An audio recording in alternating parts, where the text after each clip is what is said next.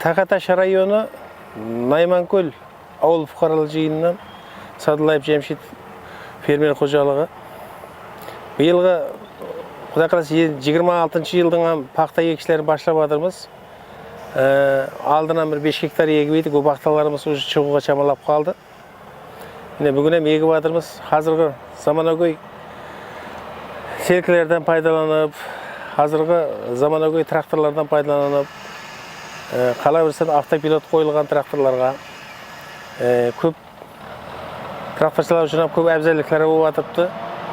Құдай қаласа 25 гектар пақта биылғы жылға 76-10 схемада егіп жатырмыз.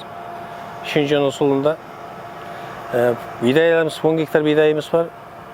Бидайларымыз жүдә яқшы, биыл жоңғаршылық, ызғаршылық көп болғанға, биыл бір бұдайдың жылы болды деп есептеймін. Құдай қаласа тез күндерде шу пақталарымызды егіп, мол жүрет аламыз, Құдай қаласа нәсіп етсе деп отырмыз.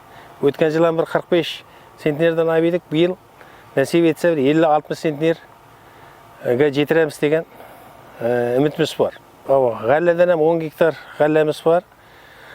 Қазір суларынан бердік, азықларынан әммәсін беріп болдық. Ирважларымыз жүдә яқшы биылғы жылы. Құдай қаласа, одан өткен жыл 75 центнерден алып едік ғаллені. Биыл әлбәтте 100 центнер тәмәміз бар. 100 центнерге жетеді деген. Одайларымыз жүдә яқшы азырғы. Халқымыздың картошка ектік, помидор, қияр егіп жатырмыз. Халқымыздың базарын шу толтыруға өз қыстамызды Құдай қаласа қошамыз. Арзаншылық болуының тәріфтарымыз, базарымыз арзан болады деген ниеттеміз.